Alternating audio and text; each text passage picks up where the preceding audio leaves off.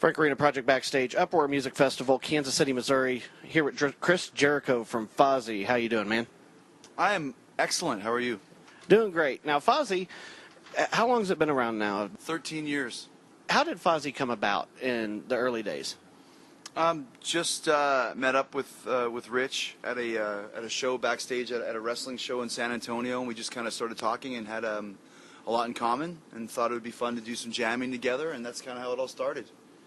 Now, over the years, you've obviously gained a lot of traction. Your fan base has grown in a substantial way. You're on the Uproar tour.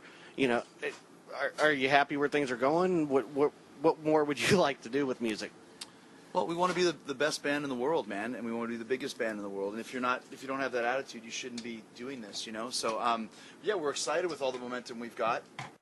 Yeah, so I mean, it's one of those things where we got a lot of momentum over the last few years, especially after the last record, Chasing the Grail, came out, and we specifically started implementing a certain game plan that has really worked. Every single thing that we've done has kind of taken us up to the next part. You know, it's like a big long puzzle. This leads to that, leads to this, this leads to this, this leads to that.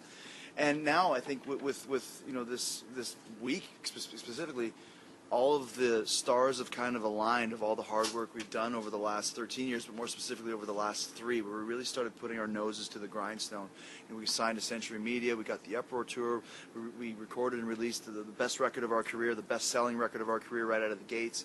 So, you know, like I said, it's just cool to know that all of these kind of ideas that we had are panning out, and it just leaves the door wide open to go to the next level, which is what our goal is on this tour and with the release of this record. Now, talking to some of your fans before coming back and talking to you, asking them, what is it about the music? And it's always, I can relate to this song, or this song touches me personally, or, you know, and it's always about the music and how it affects them directly. How do you get inspired whenever you guys write your music and you develop it? Well, I mean, that's what you want. You want music to touch people, and there's really no tried and true game plan or blueprint you can use to do that. You just kind of have to write what you feel and write what you have in your heart, and hopefully that people will feel that too. And I think one thing that we've really focused on in the last couple records, even more so in this one, is what we do is a little bit different from what other bands do, is that we play very heavy music, but it's very melodic and very hooky choruses. Almost like if you took like Metallica and crossed them with Journey, maybe.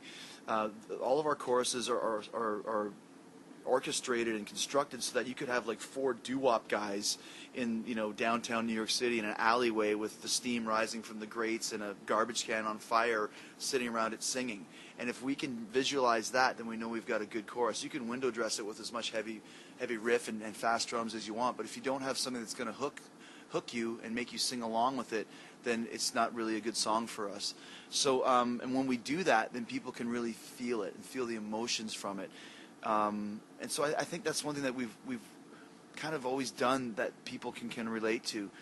You know, we're not really writing I'm 18 or, you know, My Generation type songs, but it's more of the mood and the tone and the feel that you get. It's like when you hear some of these songs, even when I listen to Sin and Bones, the new record, it's like I can visualize driving down like a deserted highway at like midnight with the top down and wind blowing through your hair and the moon shining. You know, you can see these things in some of these songs, and that's what we like to do. We like to try and paint audio pictures. Now, you've been in entertainment in a long time. First, you know, as a very popular and good wrestler, now in rock music. How do you, attributing and trying to make that change into music, was it very hard for you personally, or was it just kind of a carryover?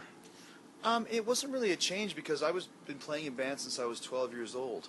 And when I was a kid, I wanted to be in a rock band and I wanted to be a wrestler, and I had no idea how I was going to do either or, and just kind of got lucky in that I just kind of made both of them happen. And they've always been there. Like I said, I've been a musician way longer than I've been a wrestler. Wrestling took off first, but my favorite thing about my early years of wrestling was spending so much time in Japan, where the metal scene was huge in the early 90s when it was dead in the States. So I could go there and buy Halloween records and Angra records and get, you know, the new Anthrax record with bonus tracks and read Burn magazine. I learned how to read Japanese by reading metal magazines. You know, I've always been a music guy, and so there's really not a change, just more taking advantage of the opportunities that we have. And like I said, putting our noses to the grindstone and really saying, listen, we think we can go all the way with this band. It's time to stop, doing it for a while and then taking breaks. We're going all the way with it. And I think that's one of the reasons why it's gotten to this point, is that, people know this is authentic, people know this is real, and people know we're not going anywhere. If you don't like this record, well, we're going to put out another one. If you don't like that record, we're going to put out another one. 10 years from now, we're still going to be doing it. So you can either join us and dig what we do and dig what all of our fans are hearing, or step aside and let the people that want to see us get a better seat. You're coming up in a time that the record industry is considered by many, even major bands, kind of almost in a shambles. Do you feel that way, and also do you feel that it's harder to come up now than it would have been 10 years ago or 20 years ago? I don't know. It's hard to say. I mean, the music industry always goes through changes, and it has since it started, in the 40s. So you either have to embrace it and move forward, or lament about the way things used to be. And I mean, our first record came out in 2000, when the music industry was not in a turmoil. And then we have seen slowly, as the band gets bigger, the record sales get smaller. How is that possible? But that's just how it goes.